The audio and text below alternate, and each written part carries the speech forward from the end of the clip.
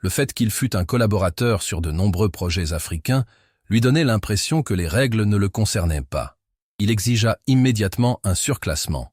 Les agents d'embarquement s'agitèrent, chuchotèrent, vérifièrent leurs tablettes. Mais la réalité était simple. La classe affaires était complète. Tous les sièges étaient occupés. Malgré tout, le PDG maintint sa requête. C'est alors que la compagnie aérienne fit appel à une chef de cabine expérimentée. Grande, de type caucasien, vêtue de l'uniforme Air France. Elle se nommait Claire. Un sourire froid et forcé se dessinait sur son visage, tandis qu'elle montait à bord pour résoudre la situation. Une fois à l'intérieur, Claire scruta la cabine d'un œil vif, comme à la recherche de quelque chose ou de quelqu'un.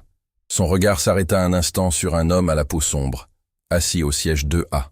Ibrahim Traoré était tranquillement absorbé par la lecture sur son téléphone, imperturbable comme toujours. Elle observa plus attentivement. Pas de montre de luxe, pas d'assistant, aucun signe extérieur de pouvoir. Juste un homme noir en sweat à capuche. Elle se pencha vers un autre membre du personnel de bord et murmura « Probablement une erreur ». Elle s'approcha de lui, força un sourire et demanda poliment, mais fermement « Monsieur, puis-je voir votre carte d'embarquement, s'il vous plaît ?» Traoré leva les yeux, acquiesça et lui tendit le document. Elle fixa la carte, puis reporta son attention sur lui. Le numéro de siège était correct, mais une intuition persistante la dérangeait. À ses yeux, il ne semblait pas être à sa place. Quelques instants plus tard, elle revint avec un sourire fin, cette fois plus direct. « Monsieur, je suis désolé, mais nous pourrions avoir besoin de vous déplacer pour accueillir un autre passager. Accepteriez-vous de rejoindre la classe économique ? Nous vous indemniserons pour ce désagrément. » C'était l'affront, subtil mais cinglant. Ibrahim Traoré haussa un sourcil. « Et pourquoi moi ?» demanda-t-il calmement. « Sans raison particulière, monsieur, » répondit-elle, tentant de garder son sang-froid. « Juste un petit ajustement pour notre invité. »« Un invité plus important que moi ?» demanda-t-il, la voix toujours posée. Claire resta silencieuse, se contentant de sourire. D'autres passagers jetèrent un coup d'œil, sentant que quelque chose clochait, mais personne ne dit un mot.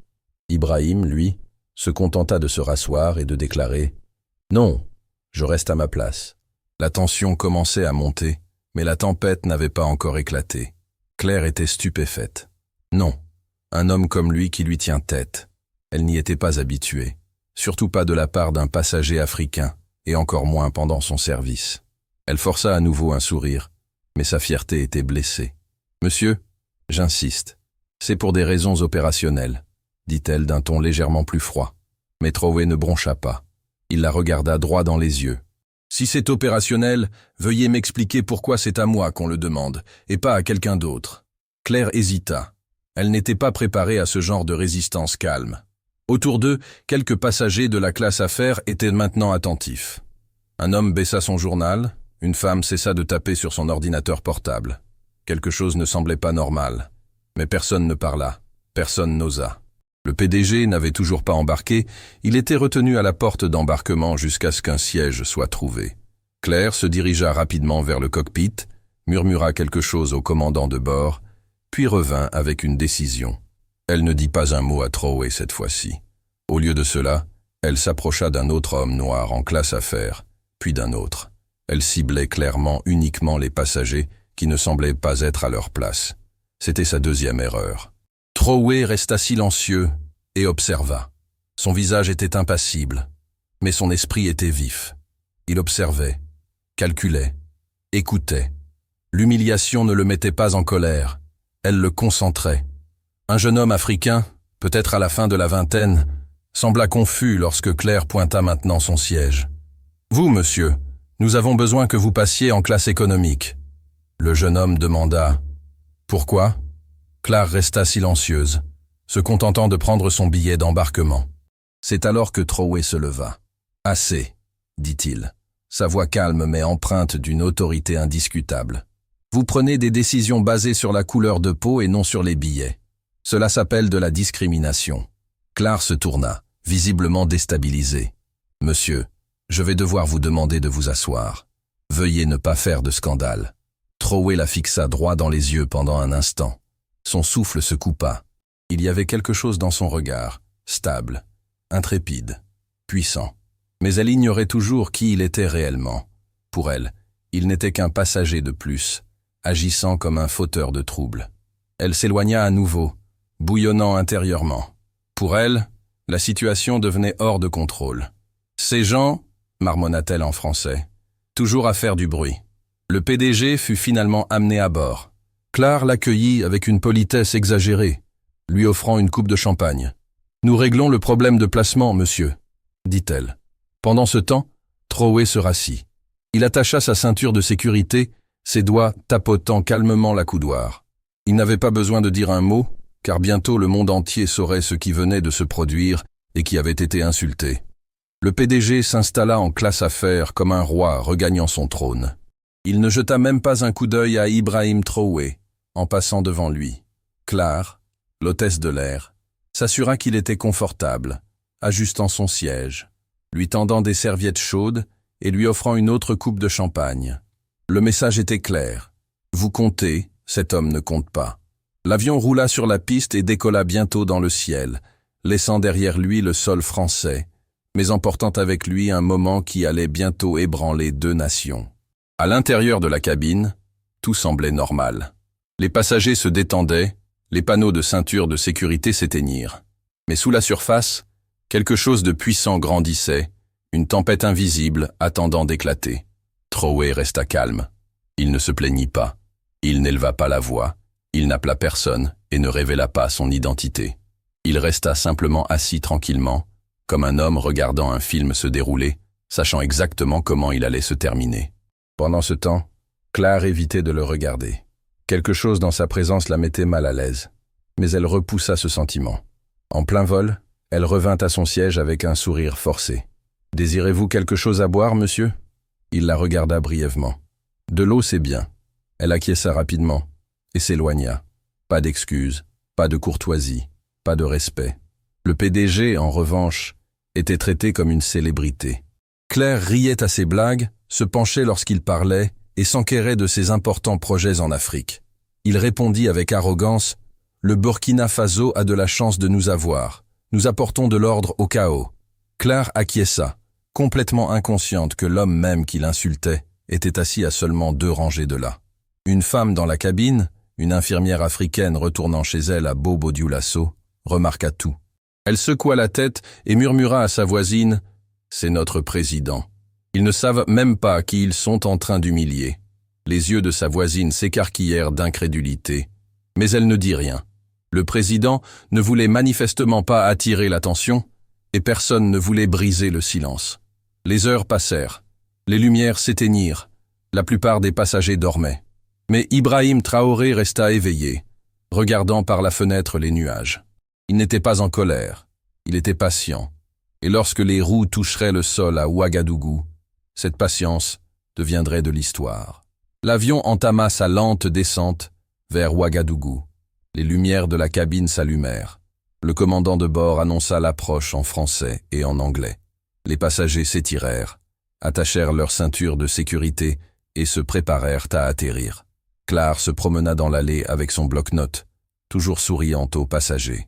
Le PDG, ignorant complètement Ibrahim Trowey, était hypnotisé par le panorama. Un soleil doré resplendissait sur la terre rouge, tandis que la ville en contrebas s'éveillait au fur et à mesure que l'appareil amorçait sa descente. Ce que nul à bord ne pouvait encore deviner, c'était le cortège qui grossissait sur le tarmac de l'aéroport. Une rangée de 4x4 noirs, des véhicules militaires et une escorte présidentielle en formation. Dans la cabine, des murmures commencèrent à se propager, d'abord timidement. « Je vois des soldats. Est-ce qu'on atterrit en zone de guerre ?» demanda nerveusement un passager étranger. « Non, non. C'est un protocole militaire », répondit un autre. « Peut-être qu'une personnalité importante arrive. » Le PDG français eut un sourire suffisant. « Ça doit être pour moi », gloussa-t-il à Claire. Elle rit avec lui, s'apprêtant déjà à le faire sortir avant les autres passagers. Elle avait même prévu de l'accompagner personnellement jusqu'au terminal, mais l'avion venait à peine de s'immobiliser que l'atmosphère changea du tout au tout. Par le hublot, les passagers aperçurent des gardes présidentiels en uniforme, alignés au cordeau, les armes au poing, dans une attitude d'attention maximale. Derrière eux se tenaient les plus hauts ministres du Burkina Faso. le ministre de la Défense, le ministre des Affaires étrangères, et même le chef de la sécurité, tous immobiles sous la chaleur, tels des statues de pouvoir. Claire jeta un coup d'œil par la fenêtre et haleta. « Qu'est-ce que c'est que ça ?» chuchota-t-elle. Le PDG se leva fièrement, lissant son costume. « C'est évidemment pour moi, je vous l'avais dit, je suis impliqué dans de grands projets ici. Mais avant même que quiconque ne puisse descendre de l'avion, un grand officier en béret noir monta à bord. Ses bottes résonnèrent sur le plancher tandis qu'il descendait lentement l'allée, scrutant chaque visage. Il s'arrêta au siège 2A. Il porta la main à son front dans un salut militaire impeccable. « Monsieur le Président, bienvenue à la maison. » Un silence de mort s'abattit sur toute la cabine.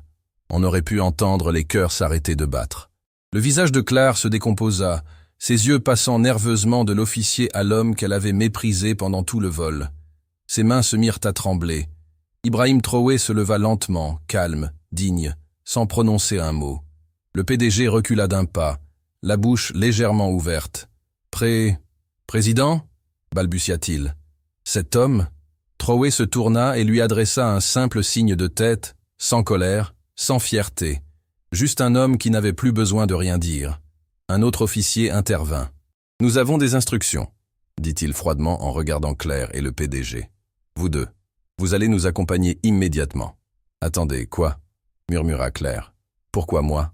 Vous êtes en état d'arrestation pour être interrogé, » répondit l'officier d'un ton sec. « Vous avez publiquement manqué de respect au chef de l'État sur le sol national. C'est une infraction grave. » Claire essaya de rire nerveusement, jetant des regards autour d'elle. « Non, non, il doit y avoir une erreur. Je faisais mon travail. » Mais personne ne l'écoutait. Traoré descendit de l'avion et fut immédiatement accueilli par les siens, ses gardes, ses ministres, et une foule en liesse au-delà des grilles de l'aéroport. Les appareils photos crépitaient. Le dirigeant de la nation était de retour, mais, cette fois, tout le monde connaissait la vérité. Il avait marché parmi eux comme un homme ordinaire, et ceux qui l'avaient jugé sur son apparence allaient maintenant en subir les conséquences. De retour dans l'appareil, Claire et le PDG étaient tous deux emmenés menottés. Les passagers regardaient, incrédules, tandis qu'ils disparaissaient, en bas des marches, la tête basse, leur arrogance anéantie. Et ce n'était que le début. Le tarmac était brûlant sous le soleil du Burkina Faso, mais tous les regards étaient fixés sur les deux personnes qui étaient escortées menottées, Claire, l'hôtesse de l'air d'Air France, et le puissant PDG français.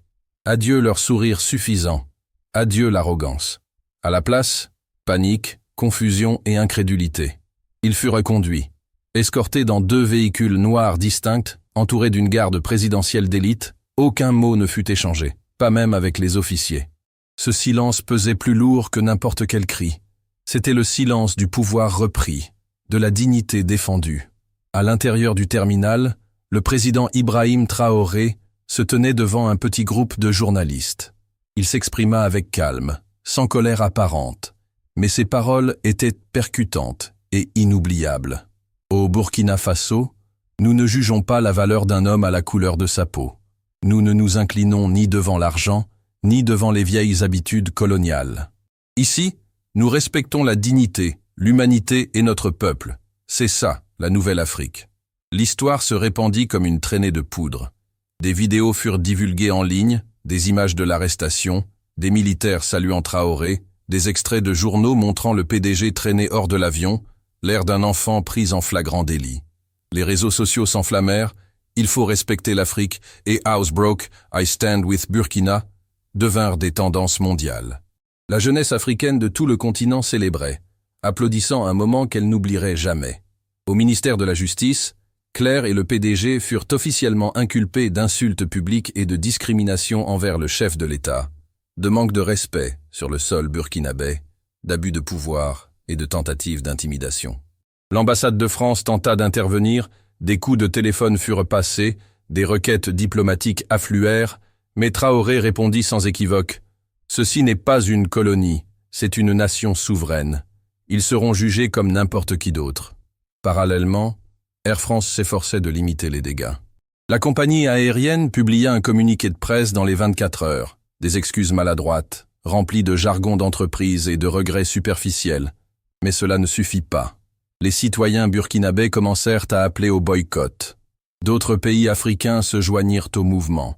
Claire, désormais enfermée dans un centre de détention à l'extérieur de Ouagadougou, fondit en larmes pendant son interrogatoire. « Je ne savais pas qui il était », sanglota-t-elle. « Je ne faisais qu'appliquer les procédures. » L'enquêteur la regarda froidement.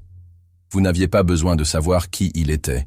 Vous deviez juste le traiter comme un être humain. » Le PDG, confronté à d'éventuelles poursuites judiciaires au Burkina Faso et en France, tenta d'user de son influence pour s'échapper. Mais le tribunal rendit une décision forte. Pas d'immunité, pas de traitement de faveur, que la justice soit égale pour tous. Traoré ne jubila jamais. Il ne se moqua jamais d'eux. Il retourna simplement au palais présidentiel et continua son travail. Construire des routes, autonomiser les jeunes, renforcer l'armée, défendre le pays. Mais ce moment dans l'avion devint une légende. Un homme discret en sweat à capuche, une hôtesse de l'air pleine de préjugés, un PDG aveuglé par son orgueil et un atterrissage qui changea la donne.